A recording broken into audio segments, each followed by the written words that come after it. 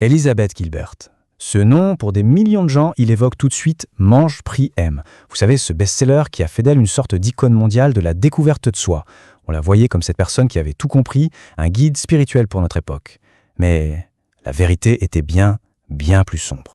Et voilà, avec cette phrase, bam, toute l'image publique d'Elisabeth Gilbert vole en éclats.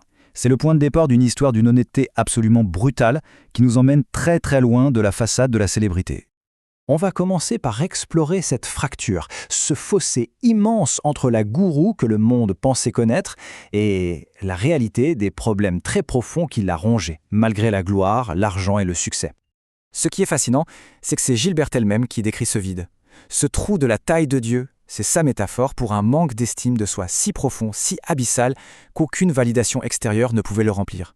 La célébrité, l'argent, les applaudissements, tout glissait dedans, sans jamais faire le poids. Et puis, tout bascule. Le récit prend un tournant critique au moment où sa meilleure amie depuis 15 ans, Reya Elias, apprend qu'elle est atteinte d'un cancer en phase terminale. C'est vraiment l'étincelle qui va mettre le feu aux poudres. Cet événement a tout changé. Il a obligé Gilbert à admettre la vraie nature de ses sentiments. Mais c'est plus profond que ça, en fait. Ça a mis en lumière un schéma qu'elle suivait depuis toujours. Faire d'une autre personne le centre absolu de son univers, son dieu personnel, en quelque sorte.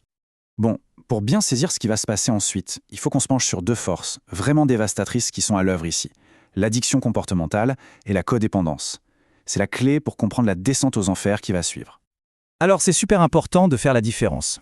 Reya, elle, luttait contre une addiction à des substances, comme l'alcool ou la drogue. Gilbert, c'était autre chose.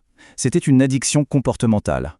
Pour elle, certains comportements, et surtout le fait de tomber amoureuse, déclenchaient une réaction chimique dans son cerveau aussi intense qu'une drogue dure. Et Gilbert décrit son addiction amoureuse avec une lucidité qui fait froid dans le dos.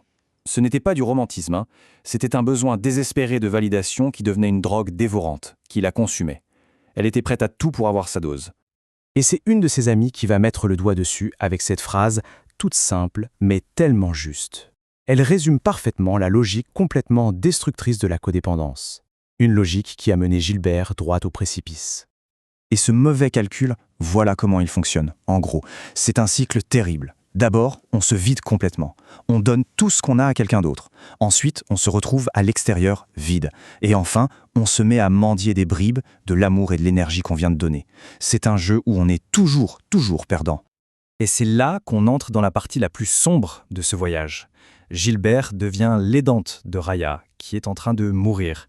Mais son rôle se transforme très vite en un cauchemar d'addiction et de ce qu'on appelle la facilitation, la plongeant dans une misère absolue. L'ampleur de ce qu'elle a fait est juste choquante.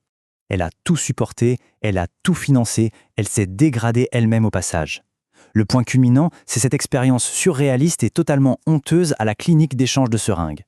Imaginez la scène, la gentille dame de Mange, prie, aime, là, reconnue par une infirmière. C'est vertigineux. La tension monte d'un cran. Ce qui devait être un sanctuaire pour les derniers mois de Reya s'est transformé en une prison. Une prison de misère, de danger et de dégradation. La situation est devenue tellement intenable, tellement désespérée, que cette pensée terrifiante a émergé. À ce moment-là, pour elle, c'était la seule porte de sortie imaginable. Et voilà, le fond du gouffre, piégée entre deux horreurs, le meurtre et le suicide. Elle avait atteint la fin de ses propres forces, de sa propre volonté. Il n'y avait plus aucune issue. Et c'est à ce moment précis, dans le silence de son désespoir, qu'une voix a percé la folie. Gilbert appelle ça une intervention divine. Cette simple phrase entendue dans son esprit a été le déclic qui l'a poussé enfin à aller chercher de l'aide. Alors, comment on sort de là? On passe maintenant de la crise à la reconstruction. On va se concentrer sur les principes fondamentaux que Gilbert a appris et qui, littéralement, lui ont sauvé la vie. Le point crucial, il est là. La sobriété émotionnelle, c'est devenu la pierre angulaire de sa nouvelle vie. Et attention, ça ne veut pas dire ne plus ressentir d'émotions fortes, pas du tout. Ça veut plutôt dire se faire une promesse, une seule. Ne plus jamais se laisser tomber.